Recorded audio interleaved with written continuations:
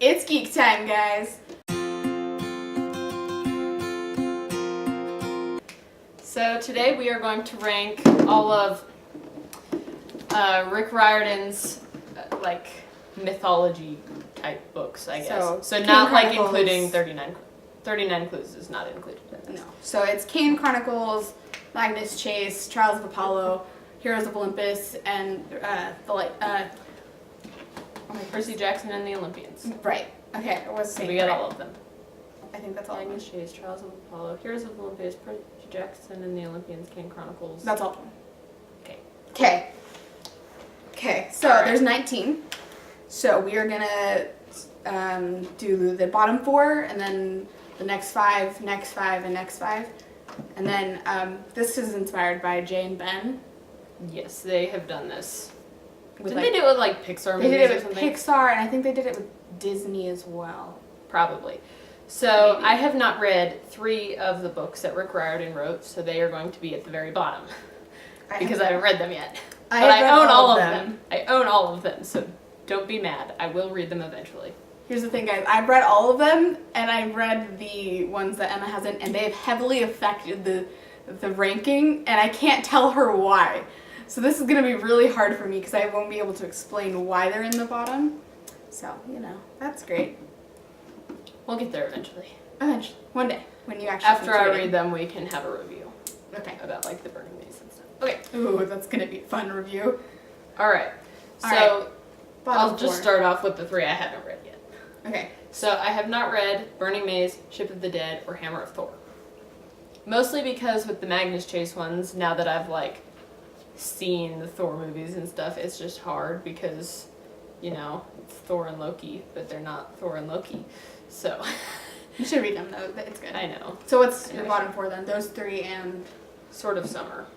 You didn't like Sword of Summer? No, it was weird Really? to me. Because Are you serious? so I've got this really weird thing where it's before I hadn't watched Thor, I wasn't familiar with any of the characters, so it left me really confused. But now that I know them, I don't want them to be different than they are in Marvel. Oh, goodness. That's So, yeah. Sword of Summer is... Really? That's Very so much long. higher up on my list. Really high up on my list. Yeah, so I think if I went back and read it, it would probably be higher, but it just left me so confused. Well, I guess that makes sense. So So my bottom 4 are The Burning Maze, The Dark Prophecy, The Hidden Oracle, and The Lost Hero. So basically the Trials of Apollo and then The Lost Hero. And I can't explain why I can, Emma and I agree on one thing. We're not huge fans of Meg. For me, it's just because I feel just in the first book, she was switching sides. she was introduced really strangely. Yeah. And I feel I don't know, she's just kind of a weird character that I don't like very much. Yeah. But that didn't land Trials of Apollo in my bottom 4. And see, another thing that I have with Meg is I feel like she's like Nico in the sense that she's very, she doesn't want to, disclose any information about herself. But because of that, I was but, that's already a Nico thing. So I don't know. For me, that was just, kind of repeating it, and I was, not a huge fan of that. And I can't say anything about oh, you read The Dark Prophecy. Never mind. I could say, that one I liked and stuff because, Leo's back. That was, my favorite moment ever is when Leo came back. Yeah, that made me pretty happy. It was a really, because, you already knew he was alive, but it was... Yeah. It was then just- everybody else realizing he was alive. It was It was great. And then, everyone punching him That was and pretty slapping him. That was great. I had a lot. I laughed very hard when I read that. Especially with, Nissa. That was great. But besides that, I did think there were some really cool moments, the way station and everything. I thought that was really cool. But again, it was the introduction of some of the characters was a little, weird. And some of them, I don't know. Some of the moments in the book were I don't know if I like you or not yet. So Yeah. I don't know. That was my favorite. And then I can't explain why I don't like The Burning Maze because you haven't read it yet. And it would be massive spoilers. So I'm not going to say anything. But I'm picking up it's the Infinity War of the Percy Jackson series. Yeah, pretty much. Okay. That doesn't help. More of though. a reason for me not to read it. Yes. I mean, you should read it because it actually explains a lot. But I just didn't like it because, like, for me, so many It things. was traumatizing. Exactly. For me, it was, like, really, because I get so attached to these characters. So, like, when something that, like, I don't like happens to them, or, like, something, like, a fight happens between them, or, like, whatever, and I don't, like, approve of the fight, I'm just like, I don't like it. I'm done. I don't like it. Percy and Jason. In Exactly. One book. What book was that? I think that was it was Mark Fadina. Because Because that's when they first met. Okay. But yeah, so for me, just wasn't my favorite. It was good. There were some good moments, but So not my the favorite. next 5 is, everybody's gonna hate me for this, but I'm scared. So, Red Pyramid, Throne of Fire, Serpent's Shadow, Mark of Athena, Son of Neptune. Whoa, okay. You put Mark of Athena in that one? Yep. Wait, well, actually, I might have done that. No, I didn't. Never mind. I was higher up. But, like, Mark of Athena was one of my favorites, so I'm kind of hurt that you did that. I agree with you on Son of Neptune, though. Son of Neptune, it was, like, it hurt me so much that Percy didn't remember anything. But So it's just painful for me because I'm like, Percy! see, but the thing with that one, though, I love the fact that he remembered Annabeth. That was, like, the sweetest thing ever, and I loved it. Let me say my bottom 5. So I actually think I have the same bottom 5 except for one. So I have the Serpent's Shadow, the Throne of Fire, the Son of Neptune, the Red Pyramid, and the Ship of the Dead. So the Ship of the Dead I actually really enjoyed. The only reason it's in the bottom, like, or not the bottom 5, but like the lower third, is just because, like, all of my other favorites from the top. So it's not that I didn't like it, it just was there fell. by default. Yeah, so, and then the Kane Chronicles are there. I enjoyed the Kane Chronicles, actually. I just, again, the whole ranking thing. And also, like, I loved, like, Carter and his sister, but, like, at the same time, it was, like, I don't know. It was written weirdly. Yeah. Because it was actually really hard for me to get through the first one when I was first reading the series. Like, the way they were telling it and the way they kept breaking up the story by, like, nagging at each other. Right. That kind of irritated me because then it, like, pulled you out of, like, being in the story. Yeah, so that's my bottom 5. And I think that's... And then we agreed on the Son of Neptune. So, yeah, that's my bottom 5. Or not bottom 5, sorry. But, like, the bottom third. Yeah. Alright, so the next 5. So going up, Lost Hero, Trials of Apollo 1 and 2. I kind of grouped them together. Anyway, Okay. House of Hades, Battle of the Labyrinth. Really? Okay. The Labyrinth was like... No, I was talking about the House of Hades. House of Labyrinth. Hades. Well, I mean, with all my other favorites, it also was kind of there by Okay, default. default. So it wasn't that I wanted it to be that low. Right. It was just there by default. Although one of them... Which one? Anyway, not in these 5, no. Okay. But Alright, so mine are the Hammer of Thor, the Battle of the Labyrinth, the Sea of Monsters, the Mark of Athena, and the Titan's Curse. And all of them were there because they were kind of there by default. The reason I had the Battle of the Labyrinth so low, though, was just because I enjoyed the book, but at the same time, there were, like, kind of Rachel's role and stuff. Like, Yeah. I didn't like Annabeth and Rachel's constant bickering. That always annoyed me a little bit, because, like, I understood why they, like, were always kind of tense. It's because they both liked Percy and stuff, but it annoyed me at the same time, especially because Percy was so oblivious to it, and then Rachel's like, "Are you stupid?" And then he's like, "I don't know what you're talking about," and it's like, dude. So that part always kind of annoyed me, and that started in the Battle of the Labyrinth, or I think the that majority I of just... it. Like, Rachel is a cool character, but her role in the series just kind of... See, It like, was off for me. exactly. The once you got to the Last Olympian, I thought she was a really cool character, Last and like, Olympian- oh yeah, never mind. Okay. and she had like, you realize, oh, she's like kind of the Oracle and stuff, and so a lot of her like stuff in the beginning made sense, but just in the Battle of the Labyrinth, before her character was, I feel like, fully developed, I just wasn't that big of a like, oh my goodness, Rachel, you're so cool. It was kind of a thing like, I mean, you're cool, but at the same time, what are you doing? Like, I didn't understand her role yet, and so it wasn't one of my favorites, but I did love it, though. I thought the Labyrinth was a really cool, like, just all of the Labyrinth in general was really cool. What else? Sea of Monsters, that one's there by default. Because I loved Tyson so much in the Sea of Monsters and stuff, and so I would have ranked him higher, but like at the same time I can't because like all the other stuff. And then Titan's Curse, that one's actually way higher than I thought it would be. Yeah, so it's a lot higher than I thought it would be on mine too. I was like, wait a second. I mean, I loved the Titan's Curse, like Zoe and all like the hunters and their attitude, and everyone was like, yeah, the huntresses were pretty funny. They were hilarious. And so I really enjoyed it. But then once I was actually marking it, I realized that it was it was like more of my favorite than like the Mark of Athena, for example. I loved it. The romance, everything, that was like my favorite because I am a huge like romance person and I love like relationships. I am too, but it didn't seem to move as quickly as all the others. It didn't. So it kind of like ranked lower just because I feel like the plot didn't progress as much as it did in all of the others. Yeah. Well, another reason I liked the Mark of Athena was just because it was mostly centered around Annabeth. And Annabeth is like my favorite character from the series. Like, I love her, and she's like the Hermione of Harry Potter and stuff, and like, she's really smart and stuff, and I really love those smart characters and stuff, so I've always loved her and stuff, so I thought her like whole quest and everything was really cool. See, and I always liked like Percy and Harry a lot better. So that's probably another part of why Mark of Athena wasn't so great. Like, I love the main character of all the books, and so when they're not a big part of like the main plot of the story, it just like I don't like it as much. Yeah. And I think the main reason I liked Mark of Athena was more of the relationship between Annabeth and Percy, not necessarily the other relationships in the book.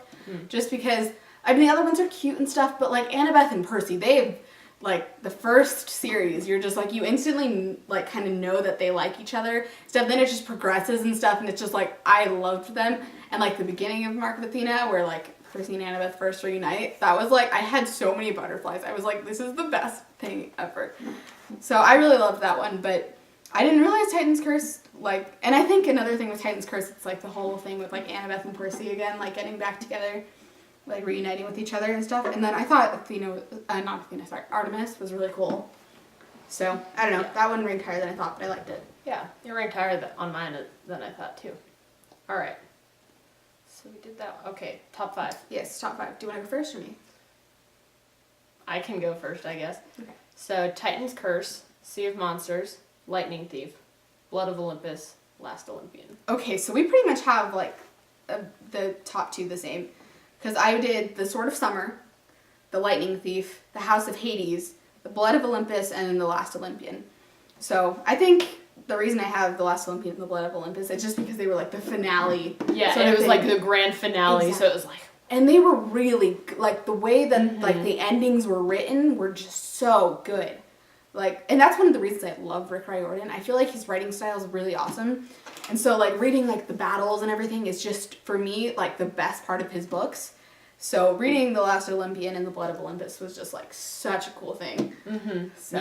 Yeah, those were definitely my favorite, too. And then I loved, like... For the Lightning Thief, I loved the beginning where you're introduced into this world, and it's exactly, and it's really cool. It's really exciting and stuff. So, and I kind of liked in the first Percy Jackson series just how Percy kind of breaks character a little bit, like he breaks the fourth wall. Sometimes he's like, if you're reading this, you shouldn't be, because you might be a half-blood. And I kind of like the fact that happens not all the way through the series. It's mostly in the first couple of books, but like you said, when you're introduced, he's like, you should stop reading this. And then it's like, but I want to read it. Exactly. And so that was also a really cool thing. And I just like how he introduced like all the characters, like Grover. Grover was one of my favorites too. Like him and Tyson just kind of like, they're not necessarily like the sidekicks, but they're not really main characters either. But like they're they're really fun and like lovable characters. So I really enjoyed that. And then I had the Sword of Summer because I thought it was, again, like the introduction to the world and stuff. So, I know you didn't like it because like, you didn't understand it. For me, I thought it was really good. I enjoyed it, and I kind of thought, I don't know, I just liked the way that the worlds were different, because like in Percy Jackson, like, you can't come back to life. Like, once you're dead, unless you make a weird deal with Hades and stuff. But then, like, with Magnus Chase, you get to go to, like, Valhalla if you're chosen by, like, the Valkyries, and then it's like, oh my goodness, like, there's this whole world of, like, undead superheroes Well, I mean, obviously in Percy Jackson, like, the monsters don't die, but the demigods die. Exactly, and then it's like kind of So it just kind of leaves this gaping hole, like, how are we ever gonna be able to, like, do anything if we all die, but they don't? Exactly. And I thought it was just cool that it was kind of like a Magnus Chase, especially because, like, he was like, I don't know what I'm doing here and stuff. And he was, like, introduced into this whole world. Like, he had no idea about any of it, whereas, like, I feel like Annabeth was more knowledgeable of, like, what was going on. Not like Percy had any idea either. Well, I know, but, like, I'm kind of basing on, because, I mean, Annabeth and Magnus are cousins, which is another thing I really loved about, like, all the Magnus Chase books was just kind of like the Annabeth popping in. It's like, hi, Annabeth, you're here. Yeah, that's awesome.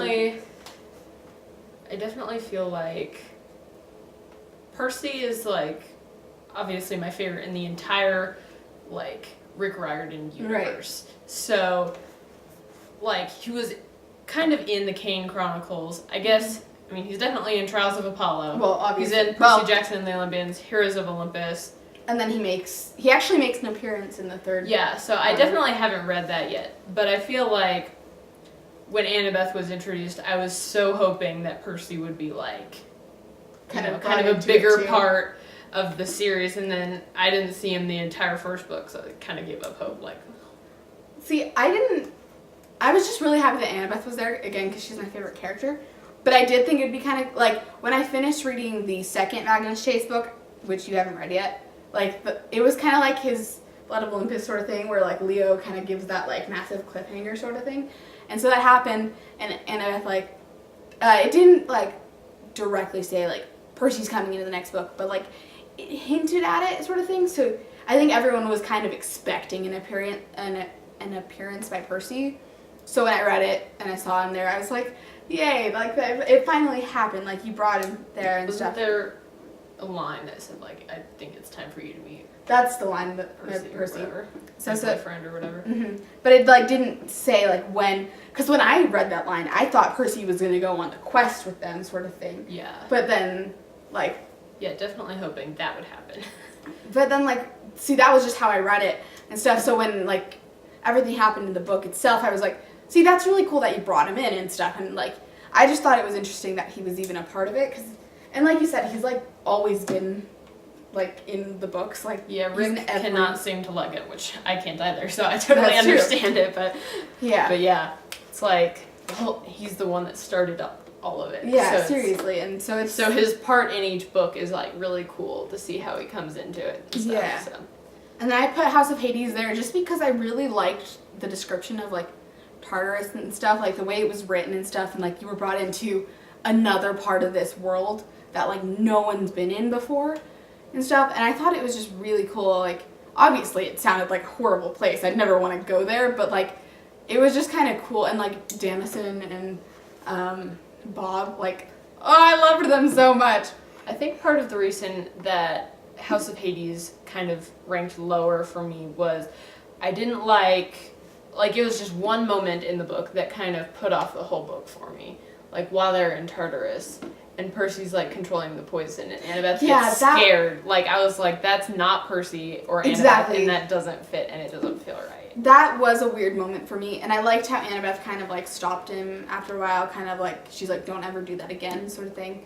But it was like a really I feel like Percy's like I feel like he's just the kind of person that you wouldn't expect people to like look at him in horror that way. So then when that happened, it just didn't sit right with me. So it definitely made the book rank lower. Yeah, I didn't like that part and stuff, but I don't know, because it was a really off-putting part because it's like totally not Percy. Like he's normally pretty, like he's very protective and stuff, but like when he thought about like even had the idea to use the poison, it was kind of like, this isn't you and stuff. So that was definitely a weird moment. Well, I think it was a clever idea, like thinking, poisoned liquid usually has water in it. But like the way that he like executed it, I felt was just like make it go away, not towards the lady. Yeah, well, right. And I felt like it was really dark for Percy, like, and even for the series in general, because I feel like there hasn't really been a moment like that. Yeah, I think Rick's intention with that was just to show how dark Tartarus is. And how dangerous Percy is, because he is pretty dangerous. Not It's gonna pretty lie. powerful. I'll say that Yeah. much. So I don't know, but I feel like that didn't totally ruin the book for me because I really liked kind of how like the relationship between all like the crew members, and then with like Percy and Annabeth and their friends kind of just got stronger because like they all went because like the crew was falling apart without Percy and Annabeth because they kind of held them together and stuff. But then like they went through all this like stuff and like they became stronger, and then Percy and Annabeth grew as people, just like in this dark place, and they like learned more about each other and then like I don't know, just when they came back and stuff, like the crew kind of like I just felt like it was a lot stronger and stuff. So I really liked that like bond of friendship, how it like strengthened. I think so. Part of the thing for me also is like it kept switching back between like Percy and Annabeth. That was and so everyone annoying, else. honestly. I just kept waiting for Percy or Annabeth's part because like their situation is so much more intense than everyone else's. So it's like, can we not get this over with first? That's one of the only things with the like the Heroes of Olympus series that I was a that little it kept bit switching back and forth instead of just staying with and the same like person. it was the whole like series too. Yeah. And so it was just like I mean I liked how it gave you the different perspectives and like everything, but it was like you said, it's so annoying when you're like so.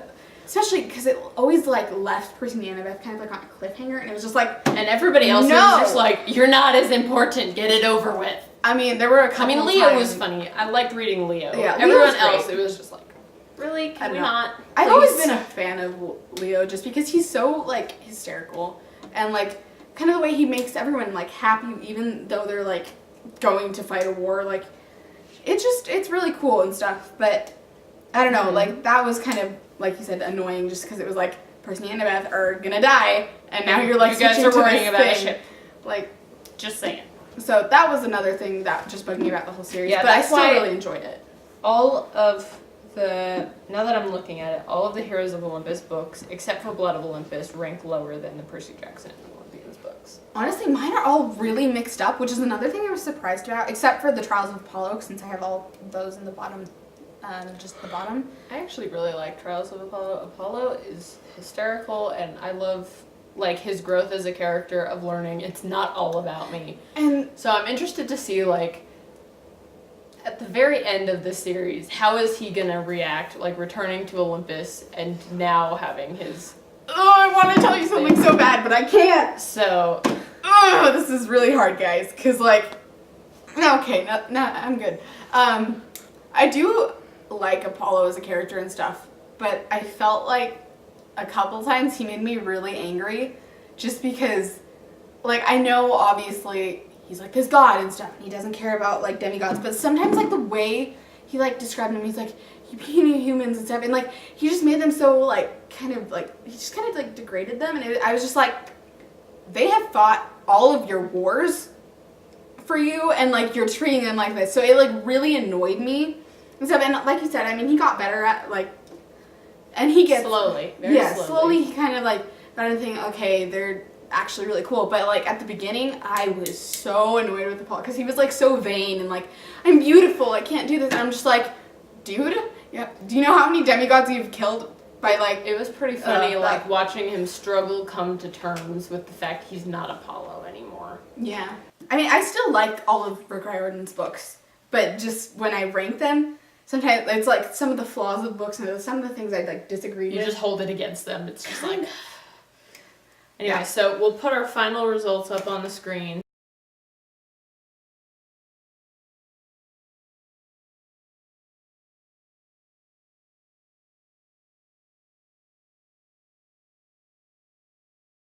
Yeah, you guys can tell us what you think about our rankings in the comments. If you agree or disagree or...